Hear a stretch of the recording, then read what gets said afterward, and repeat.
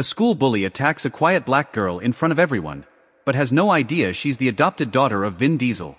What happens next will shock you, and change lives forever. Stay with me, because this story is not what you think. Before we begin this powerful story, make sure to subscribe and tap the bell icon so you never miss our life-changing content. If this story resonates with you, like, share, and support the channel. At Twisting Tales, we do more than just tell stories. We deliver meaningful moral lessons that inspire, uplift, and spark personal growth. The school bully attacks a black girl, without knowing she's Vin Diesel's adopted daughter. My name is Marcus Hale. I am a billionaire now. But there was a time when I was just a janitor. Invisible. Angry. Alone. I was mopping the halls of Brighton Academy, a school so elite even the air smelled expensive. Not because I belonged, but because I cleaned the classrooms where children of the rich laughed at kids like me. Even after I made it out of the foster system, the world kept reminding me, people like me do not belong. Until I met her. Talia. She was 10. Tiny. Fierce. And beautiful, her skin the color of mahogany, her eyes like storm clouds when she was angry. The first time I saw her, she was sitting alone during recess, reading a physics textbook, while the others threw footballs and insults. Then he showed up. Trent Carver. Son of a tech mogul. All swagger and cruelty. He sneered. Called her names I will not repeat. Said a girl like her did not belong in a school like this. Said she was charity. I wanted to intervene. But I was the janitor. And janitors do not interrupt the sons of billionaires. But Talia. She stood up. Looked him straight in the eye. My father taught me to never let cowards define me, she said. Trent laughed. Pushed her. Hard. She fell. I saw blood on her lip. I dropped my mop. And then, she walked in. Tall. Calm. Power in her stride like a storm dressed in black. Is there a problem here? She asked. Everyone froze. Because standing in the doorway was Elena Cortez, Vin Diesel's lawyer, his oldest friend, and the woman who adopted Talia when her mother died in a shelter. I think this boy needs to understand what happens when he puts his hands on my daughter, Elena said coldly. Security was called. Trent's father threatened lawsuits. But something had shifted. Talia stopped eating lunch alone. The teachers started looking her in the eye. And every time I passed her in the hallway, she smiled at me. Weeks passed. One evening, as I was cleaning the robotics lab, I heard someone crying. It was Talia. I sat beside her on the cold tile. She looked up. They still stare, she whispered. They still make me feel like dirt. I did not know what to say, but I reached into my pocket, pulled out a worn notebook. It was filled with equations, app designs, dreams, things I scribbled between shifts when the world forgot I existed. I wanted to build something, I said, but nobody listened. Nobody believed. She took the notebook. Her fingers trembled. This is brilliant, she whispered. And for the first time, someone said those words to me. From that day, Talia became more than just a girl with a brilliant mind. She became my little mentor, my friend, my reason. She believed in my ideas, even when I did not. Elena noticed.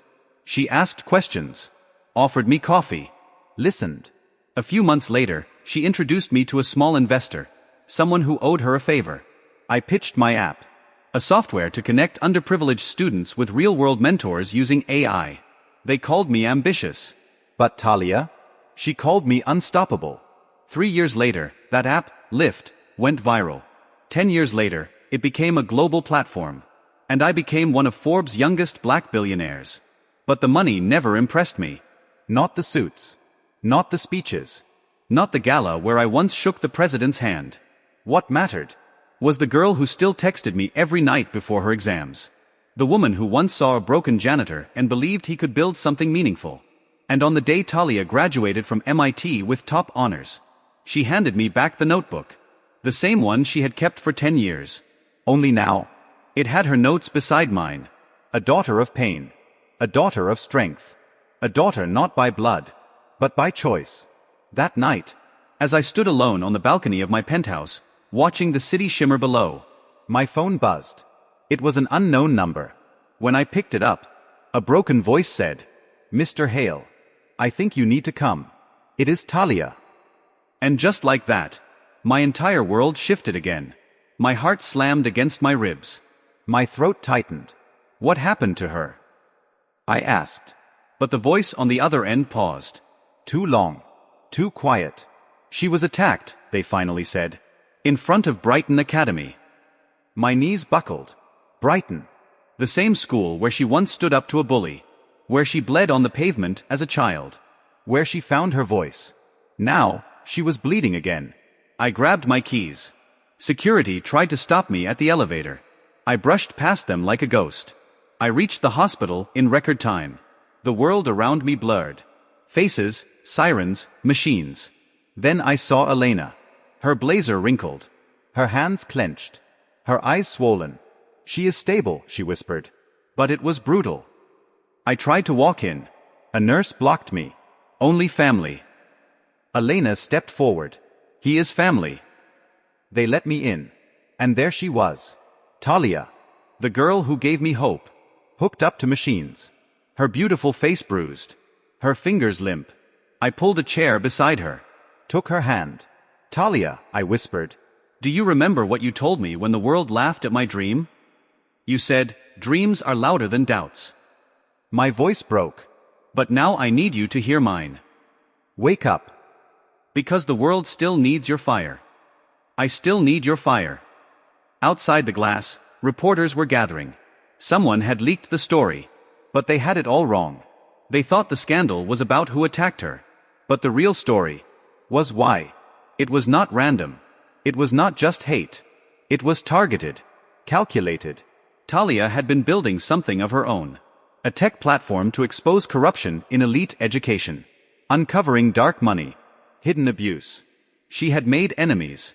Powerful ones. And now, they had silenced her. Or so they thought. But Talia was not just my inspiration. She was my legacy. And I would burn every dollar I ever made. To protect the fire she lit in this world. I stood. Turned to Elena. We are going public, I said. Every file she collected, every name, we are going to release it. Elena's lips parted. Tears welled in her eyes. Are you sure? She asked. They tried to take her voice, I said. Then I will become her voice. Suddenly, Talia's hand moved. Slightly, but enough. I rushed back to her side. Her eyelids fluttered. Her lips twitched. Then, a whisper. So faint I had to bend close. Did we win? I smiled through the tears. We are just getting started. Talia's fingers curled around mine. Weak but steady. The monitors beeped faster. Her heart was still fighting. Just like her spirit always had. A nurse stepped in. She gasped softly, then rushed to call the doctor. But I could not look away from Talia's eyes. They were open now. Clouded but burning. Still that storm inside. Talia, I whispered, do not speak. Just listen. I took out the notebook. The same one she returned to me on her graduation. I had carried it with me every day since. I opened to the last page. There was a quote she had scribbled there, just days before the attack. Truth is not brave until it bleeds. Now I understood. She had known. She knew the cost of what she was doing. And she did it anyway. The doctor came in. Checked her vitals. Gave a cautious nod. She is going to need time. But she is strong. I looked down at her again. You always were, I said softly. That night, I did not leave the hospital. Elena brought me coffee. Reporters called non-stop. Social media was exploding. Hashtag Justice for Talia. Hashtag Speak Truth. Hashtag Brighton Cover-Up. By morning, our legal team had uploaded the files. Evidence. Emails. Voicemails. A decade of corruption buried in donations and boardroom handshakes. Brighton Academy went into lockdown. 2 board members resigned. 1 dean disappeared. The world was watching. And so was Talia. She was propped up now. Still pale. But when I showed her the news on my phone, she smiled. A tired, defiant, glorious smile. Elena said you went full Vin Diesel on them, she whispered. I laughed through my tears. You are his daughter. What did you expect? Talia closed her eyes. For once, she said, the world listened. I squeezed her hand. No. The world heard you. She opened her eyes again. But this time, there was something different. Something deeper. Marcus, promise me something. Anything. If I do not make it. Stop. Promise me, she insisted. That lift will go global. That no kid will ever feel as invisible as we once did. I held her hand against my chest. Felt the beat of her hope. I swear, I said. Your fire will reach places your feet never could. Suddenly, the door burst open. A federal agent stood there. Suit. Badge. Cold expression. We need to speak with you, he said. There has been a new development. I looked at Talia. She nodded once. Strong. Braver than anyone I had ever known. I kissed her forehead. Stood up. And followed the agent into the hallway. He shut the door. Then he said, The man who ordered the hit on Talia, we know who it is. I froze. My hands clenched. It is someone very close to you. I stared at the agent. My breath caught in my throat. What do you mean, someone close to me? He looked down. Pulled out a tablet. Tapped. Turned it toward me. A video played. Grainy surveillance footage. A dimly lit parking garage. 2 men shaking hands. I leaned closer. And then, my world shattered. The man in the dark overcoat was Caleb, my CFO, my childhood friend. The first person who ever believed in Lyft when it was just a sketch in my notebook. We had slept in the same shelter. Shared the same hunger. The same dream, to build something that mattered. I trusted him with everything. With my company. With my vision. With my life. And he betrayed the girl who gave that dream a soul. I backed away from the screen. The hallway spun. I want every detail, I said. My voice did not shake, it burned. Everything he touched. Every dollar he moved. Every person he spoke to. The agent nodded. He laundered money through shell nonprofits. Hired mercenaries. Masked the hit as random street violence. He paused. But the files Talia compiled, they have already connected the dots. Where is he now? I asked. Gone, he said. Left the country 3 days ago. Disappeared off every radar. I clenched my fists. Blood roared in my ears. But then I remembered Talia. Her voice. Her eyes. Her fire. This could not be about revenge. This had to be about justice. Not just for her, but for every student like her. Every dreamer silenced before their story had a chance to begin. Get me the press, I said. Tonight. The agent hesitated. This will make enemies, Marcus. I already have enemies, I said. But now the world will know their names. I walked back into Talia's room. Sat beside her again. Told her everything. She closed her eyes. Silent. Then she whispered. I always knew someone close to you would try to steal your light. But he could never steal your why. That night, I went live. Across every platform. No scripts. No PR teams. Just me. My voice. And the truth. I told the world about the betrayal. The lies. The price of silence. I told them about a girl who bled in the street. So others could walk into a better future. And as I spoke, I saw the comments flood in. One after another. I am Talia. She gave me courage. I believe now. We will fight with you. That night, Lyft crashed from the traffic. But it rose again. Stronger. Just like her. Just like me. Just like every soul they ever tried to silence. But as the world turned its gaze toward justice, a shadow lingered. Because somewhere out there, Caleb was watching. And he was not done. The next morning, I received an envelope. No name. No return address. Just black wax sealed with a symbol. 2 broken wings. I knew it instantly. It was the mark of Ghost Assembly. A silent network. Untouchable. Invisible. The kind of syndicate that did not just bury enemies. They erased them. I had heard whispers in underground circles. Names that disappeared after leaks. Whistleblowers who accidentally vanished mid-flight. But I never thought I would be a target. Until Talia. Inside the envelope was a single photo. Talia. Lying unconscious in her hospital bed. Today's newspaper placed beside her hand. My hands trembled. I felt sick. They were inside. Inside. Watching. A message was scrawled in crimson ink. She survives only because you are still useful. Rage surged through me. I crushed the photo in my fist. But I knew what they meant. This was not over. This was not just about exposure anymore. This was war. And war had rules. Or it used to. I called Elena. Told her to move Talia. Different hospital. No names. No records. No digital trace. Then I called every security head I had ever worked with. Hired the best. Tripled the guards. Locked every digital door. But I also knew something else. If Caleb was truly part of Ghost Assembly, then I could not fight them with tech. Or press. Or law. I needed to fight them with truth. Truth that scared them. Truth that lived in data Talia had uncovered but never released. And only one person had access to her encrypted servers. Her biological father. Not by blood. But by oath. By fire. Vin Diesel. Talia once told me he kept his world private for a reason. He never went public about adopting her. Never used her for press or politics. He wanted her to grow as her. Not as his shadow. But now, his shadow was exactly what I needed. I flew out that night. No press. No convoy. No noise. Just me. And that old notebook. The one where everything began. When I arrived at his private estate, a guard stepped in front of me. Name. Marcus Hale. He tilted his head. Whispered something into his earpiece. Waited. Then, the gate creaked open. I walked through. The house stood tall. Modern. Silent. Intimidating.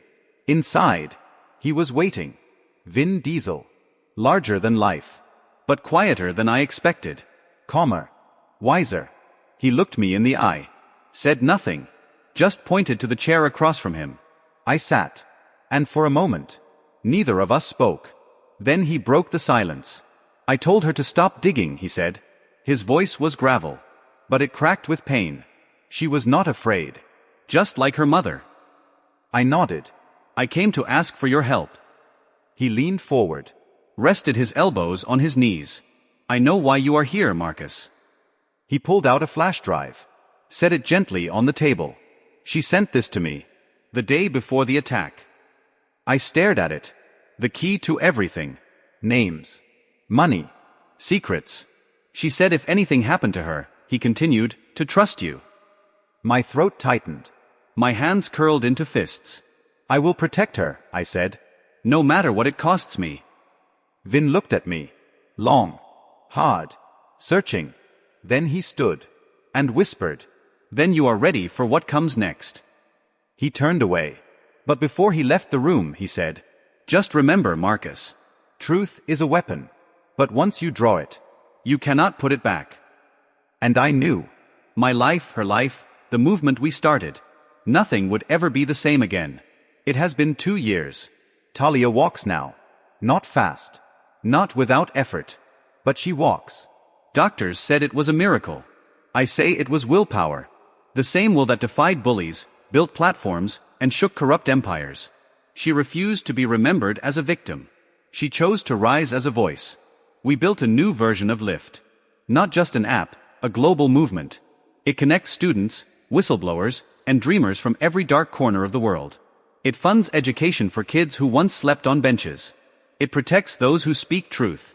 We named the update Lyft, Talia's code.